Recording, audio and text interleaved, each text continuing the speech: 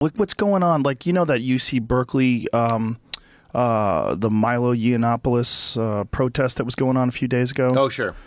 I saw this guy. There was a girl out there who was a Trump supporter, and she was trying to, I don't know if they were filming her or what, but, you know, there's a lot of people out there that they show up at these things and they want to argue. They want to make videos and argue with people. Some guy hit her over the head with the wooden handle of a sign, and she swung at the guy, and another guy got in front of her and maced her in the face. Wow. And there's a video of this, and you're like, whoa, you guys are the kind people that don't want this man who you think is, you know, they keep calling him a Nazi. It's hilarious because he's a gay Jew. He's a gay, Milo Yiannopoulos. Oh, he's yeah, a gay Jewish man. Talking about so Trump. is this her doing it? Okay, so she's wearing a "Make America Great Again" hat, and some guy comes across. This is not the video that I saw. I saw it from a different angle, but they take her. She gets pepper sprayed. Are they showing it? They're not. They might. Oh, okay. Yeah, like right there. She just gets pepper sprayed. Like, see it towards the end. That's crazy. Somebody just pepper sprayed her just because she's wearing that hat. Which is, look at this. Look. Yeah. That's a fucking man just walks up to her and pepper sprays her in the face. It's crazy. The idea that you think you could do that just because you don't agree with that person's thoughts, you can choose violence. Because you don't agree with that person's thoughts. Instead of having a civil... she's not in any way threatening. She's not physical. She's not doing anything violent. We're missing a mythic hero. You know, a lot of people want Bernie Sanders to be that guy, but we don't have a Martin Luther King that's telling us, listen, only love can draw out hate. Only light can draw out darkness. Well, one so thing you is end up with a lot of people that don't have a narrative or a story or something in common, and then you just have people kind of running it however they see fit, and some people are stupid and they're going to pepper spray people. Well, there's also this. Is this her getting? Yeah, is this another angle of it? A front angle, I think. Are you surprised? So she's got this hat on. In a free country with free speech in this. I mean, it's fucking insane, man, that someone could just walk right up to her and pepper spray her in the face just because she's wearing a hat that supports Donald Trump. You know, if you want to talk to someone, you talk to them. If you don't agree with them, have a conversation with them. But there's this narrative that's going around, and it's punch Nazis. People keep saying that. So, well, who the fuck is a Nazi? Who do you determine is a Nazi? You decide they're a Nazi, and then you punch them. Right. Do you have evidence that this person's a Nazi? Do you see them? Do they have a Nazi flag on them? Are they saying Sieg Heil? Do they have a copy of Mein Kampf? Right. I mean, no, you just decide. They're wearing the Halloween costume of a Nazi. So here's how it goes. Here's the thought process. Is if you wanted to follow like on a flow chart, it's like decide someone's a Nazi, then you can punch them. Punch Nazis. Find someone. Are they a Nazi? I say yes. Punch them. Right. And so there's a bunch of people, like respectable, intelligent people that are just plain upset that Trump is the president, just plain upset that in their eyes, and I think rightly so, there's a lot of assholes that support Trump. And there's a lot of assholes that are now gloating and they're like, grow up, you lost, we won. There's all this going on. And their response to it is now those people are Nazis, go punch Nazis, and these really impressionable people are out there punching them. Do you see Jake Shields, the former UFC fighter? He's an MMA fighter. He's a good friend of mine. He had to save some kid who was getting beaten up by a whole group of people just because he was a Trump supporter. He didn't do anything. Yeah. He was just there at this thing, and there's a few people that were Trump supporters or Milo Yiannopoulos supporters, and the rest of them were people that were mad that Milo was playing there. It's so controversial and so fucked up and so wrong because the left is now becoming the right. Like, you're becoming a fascist by saying that you want to stop fascists. Yeah, it's like a weird twist in the movie. Yeah. I love there's a Kabir quote where he says, do what you have to do with another person, but never put them out of your heart. And I think that's a very important thing to remember. I was with Duncan in Hawaii, and he said, I hate Donald Trump here, not here. He pointed to his head and not his heart. Yeah. And then the thing that I love, and this has been a mantra for me ever since I've heard it, so it's been about a year, but it's very applicable now, I think, is that hate is a lack of imagination. So when you see somebody wearing a hat and then you make all these assumptions, but you're not taking the time to consider, maybe this person was raised different from me. Maybe this person is scared of this, this, or this. Maybe they had medical issues. You know what I'm saying? Mm-hmm. There's this great David Foster Wallace thing where in that great graduation speech he gave called What is Water? Mm-hmm. Have you heard that? No. It's amazing. But he talks about when you see an SUV on the highway and you just assume that there's some like piece of shit changing lanes, fucking burning gas, taking up the world like a real kind of like a Schwarzeneggered out guy that's a dick and taking more than he deserves. And then he's like, that's a lack of imagination. If you consider that maybe that's a mother who was in a terrible car accident that was all but prescribed to drive a big vehicle so she would feel safe again, that's what I'm talking about. When you see someone wearing a hat and you just go, well, that's a Nazi, I'm going to punch it, you're not taking the time to not just have empathy, but actually compassion and realize that we're all in this together. I remember after Trump won in the green room of a comedy show, I did a show the next day, and somebody was having like a full-blown panic and rage and talking about how the terrorists were going to test him. Like the terrorists are going to test him. They're going to do this and this, and really panicking. And it really kind of gave me a little bit of perspective on it. I was like, if Hillary had won, we, not us, but other people who are just like us would be somewhere else in some other comedy club, in some other green room, complaining about how the terrorists are going to test Hillary. Yeah. Oh, she's weak. She's a woman. They're going to test her. And it just made me realize, shit, we're all in this together. That's what I mean beyond empathy into compassion. When I see someone in a red hat, I go, there's my brother and my sister, a different life, a different path, playing a different part. But we're all part of one body. And pepper spraying that body, you're just spraying yourself.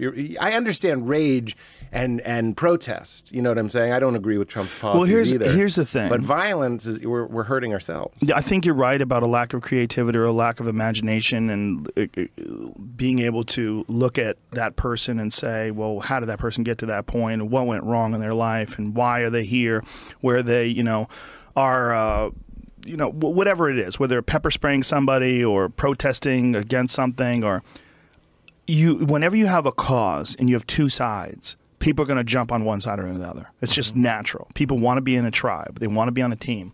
And when you set up the narrative, and a really dangerous narrative, that people on the other side are fools, people on the other side are evil, people on the other side are... You set up these two camps and these two completely different sides, and it becomes a black-white issue. It becomes a red state, blue state issue. And this is what you're seeing here. You're seeing fights. This is tribal. Because it is us. As soon as we become an us, they become a them. What? Her hat isn't even a Trump hat. It says make Bitcoin great again. It's a Bitcoin hat. Oh, Jesus Christ. What if I was suddenly on board? That guy pepper sprayed her and he thought it was a Make America Great Again hat. Yeah. Jesus fucking Christ.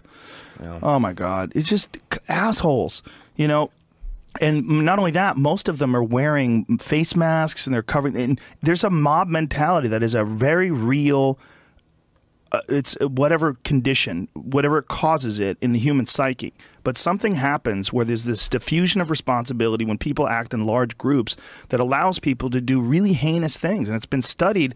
There's been psychological studies drawn on it or done on it, and it's really confusing, but you know that pull. Everybody, if you've ever been in a riot type situation or in a group situation where there's a lot of people and something goes wrong, it's really weird. There's a weird feeling that happens when a large group of people are around. I was in the subway going downtown to the Women's March, and it was getting so packed that people were like starting to panic. Oh, a kid threw up and stuff, and I was like, shit, I forgot what it feels like to be with a lot of us when we start getting scared. Yeah. But that's the beginning of imagination. That's the beginning of coming up with some sort of game plan for compassion when we can sit down and have a discussion. I'm not saying don't make signs and don't raise your voice, but I am definitely saying don't pepper spray somebody that's in this world with you, that's like trying to figure it out the best they can. This don't make signs, don't raise your voice. Like it's always a good thing to discuss things, right? But what's wrong with these discussions, with like the Milo Yiannopoulos thing, is they're trying to stop him from speaking. If you want to get your point across, schedule a debate. He'd be more than happy to debate you. And do it in a respectful manner where you can try to pick apart his points. I've had Milo on my podcast. I've picked apart his points. I've had him on, and we've gone back and forth on like important shit like religion and circumcision. And you can have a conversation with the guy. And what he's doing is he is getting a fuck ton of attention through the Streisand effect. When you try to silence him by pulling him out of these things just for speaking, he's not doing anything wrong. He's just speaking. The university has allowed him to be there. and then people are going crazy. They do $100,000 worth of damage to the university, and then the fucking mayor of San Francisco congratulates people for speaking their mind. He congratulates people for expressing themselves. Like, that was a fucking riot, man. Like, do you understand what happened? $100,000 worth of damage and people getting beat up and a girl getting pepper sprayed for wearing a Bitcoin hat. That's not good, man. I know you want to be progressive, and I know you want to be liberal, and I know you want to be the mayor of the most progressive place, but this is all the wrong message. The correct message is calm dialogue. People discussing things. Well, keep calm and remain calm and Yes. carry on. So this guy, Milo, when you're fucking screaming and yelling, he wins. When you stop him from doing But that, I think he sells more books. You're also making a bigger point, I think, which is when we become us and we let them become them, and we lose sight of the fact that we are all part of one body. Yeah.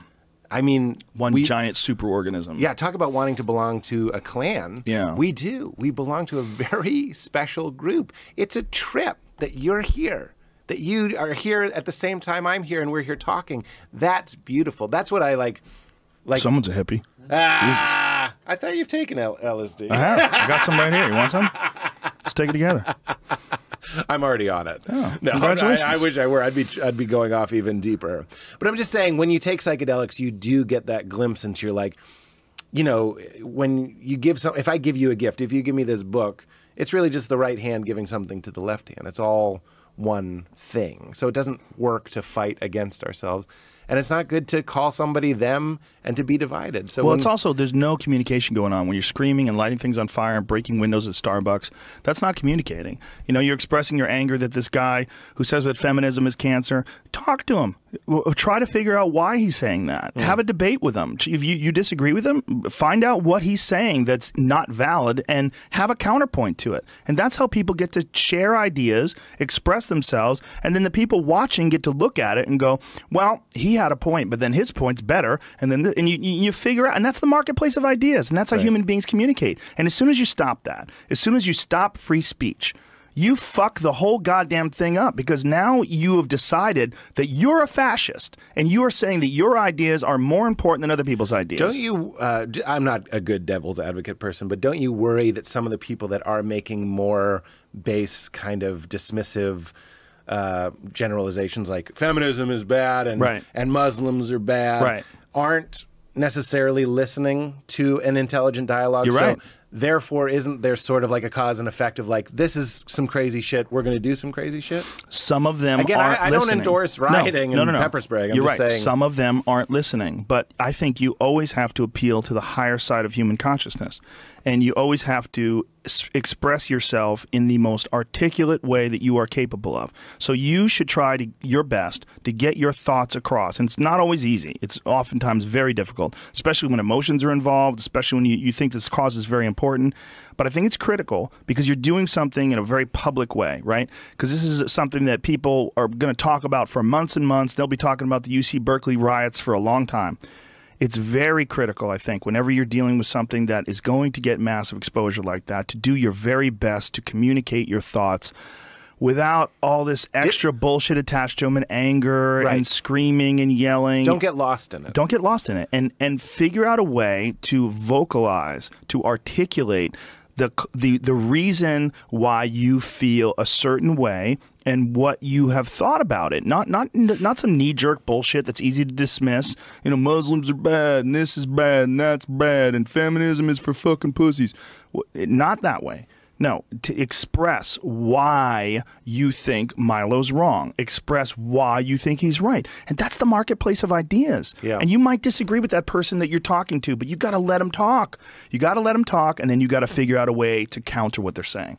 Again, not a good devil's advocate. I think people worry when we let these people talk. And I went to a... When you say these people, though, Milo is not someone to worry about. He's not a guy who advocates violence. He's a really interesting guy to talk to. He's kind of a troll. Right. I mean, what he's doing is fucking with people, and it's really accurate. Yeah. And it's really, what he's doing is being very effective. And he's getting people to buy his books. He's getting people to come to his lectures. He's getting people... When he got banned from Twitter... That was probably the best thing that could have ever happened to him. He did like 100 interviews afterwards. He was on CNN. Even CNN, they're doing, like, CNN's supposed to be news, right? So they have a photo of him, a ridiculous photo. He's wearing a fur coat with sunglasses on because he's so silly. And it says, Milo Yiannopoulos is trying to go to colleges to convince them that hate speech is cool.